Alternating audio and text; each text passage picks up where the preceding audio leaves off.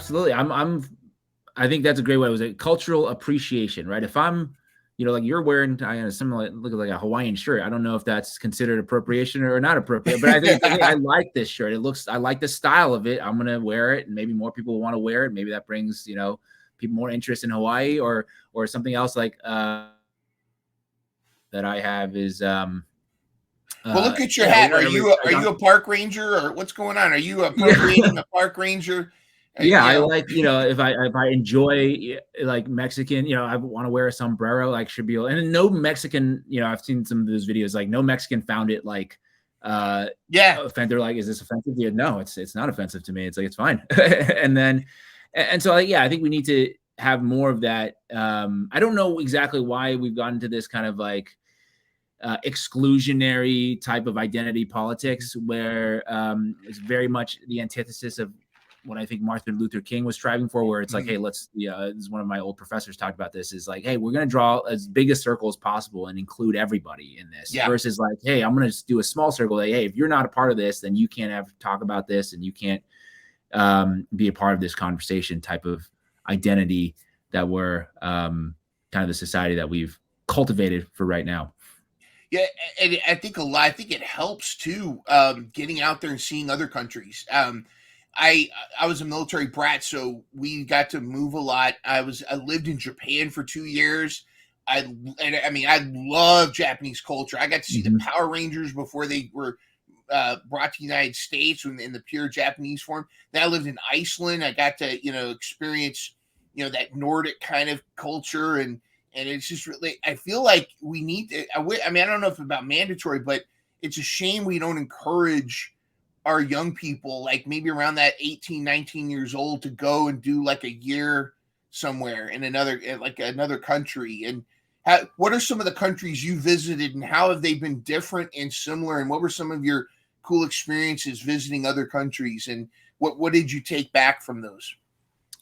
Yeah, I've been all over, Asia as well as Europe, Africa, not so much. I think that part is more foreign to me, but I think it's I've taken like different ways of life. For example, like in Spain, very different in terms of the work culture there. That's something that boom hits you in the face. It's like, hey man, I want to open my restaurant. Like I remember this story. Like we went up to a restaurant. It was like maybe like 40% full. There's tables open everywhere, and they're like, oh no, it's so busy. Like we can't do it.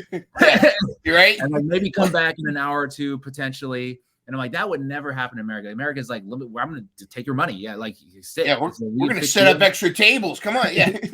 And there's like for them, and they'll close shop like whenever they want to. It's like, well, you going to be back today? I don't know, maybe.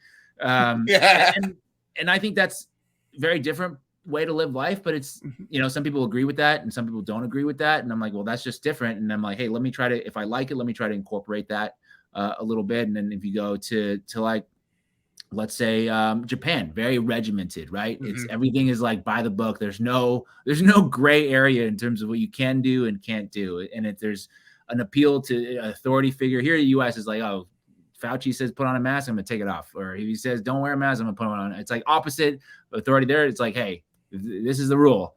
We say whatever we say goes. It's like, okay, then we're gonna do that. And Netherlands, this was talked about in a podcast recently, the Andrew Schultz podcast, and I thought that was a really interesting observation that I also noticed that there, it's like the Netherlands is a very open and free culture. You could pretty much do whatever you want there. You're saying like you can smoke weed, there's prostitution everywhere. It's like very easy to do all of those things, but there's also a respect for authority in terms of like, hey, when we tell you not to do something, you just don't do it, because it's like you can pretty much do anything. So we except against authority, then it's like if we going into popo, we say to do you can't do this, like just don't do it.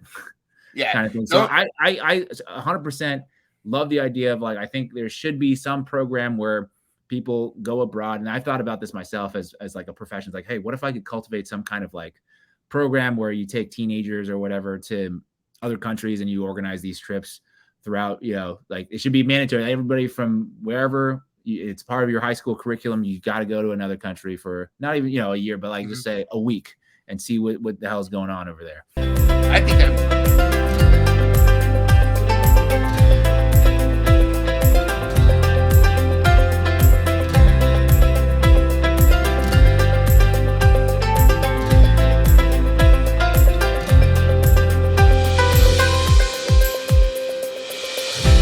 always remember, you are not alone. Catch full episodes every Monday at 12 p.m. Eastern, 9 a.m. Pacific.